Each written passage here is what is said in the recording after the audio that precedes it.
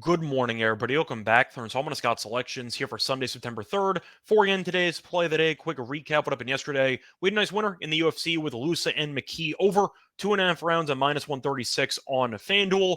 Really never in doubt. Fight went the way that I thought it would. You saw both fighters look tough and went the distance like I thought it would, but I played it safe and took the round. So nice winner. Look for the winner here on Sunday. And for today's play of the day, going to go to some basketball. Go look at a matchup in the WNBA between the Mercury and the Lynx, taking place at around 7 p.m.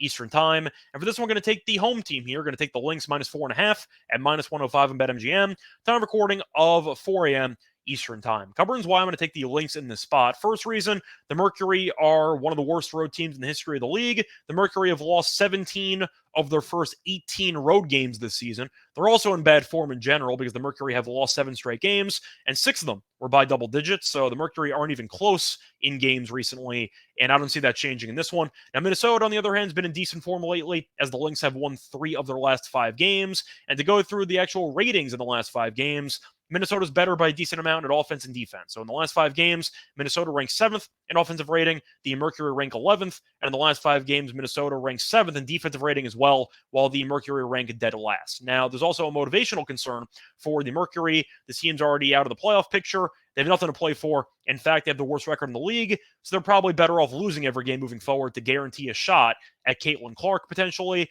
But the point is, they have nothing to play for, and the injury report suggests it. I'll mention that in a second.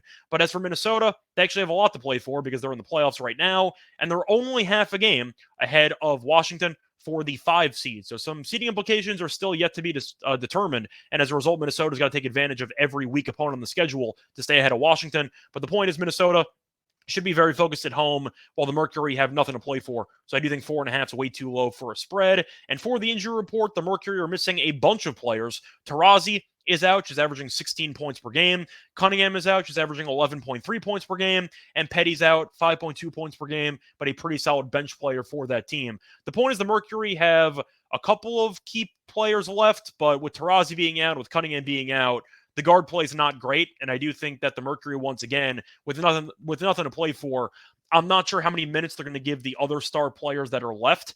Do they pull them early? Maybe. But once again, the season's over for this team. They're just playing out the string. So with 3 key pieces out, I have questions on how the Mercury are going to look against a relatively healthy Minnesota team. But to go through a trend here, even with the Mercury being good in the past couple of years, they've been really bad against Minnesota in the past. The Mercury are 16, 39, and 2 ATS in the last 57 meetings. So for whatever reason, Phoenix has just always struggled against Minnesota, and now they got nothing to play for. This is the worst Phoenix team in a couple decades at this point. But Minnesota is fighting for a better playoff spot, and you're looking at the Mercury with nothing to play for. 4.5 is way too low. I'm shocked this line is this short. I'm going to take it. Play that once again here for Sunday, September 3rd is going to be on the Lynx minus 4.5 and minus 105 on BetMGM. Bye, everyone.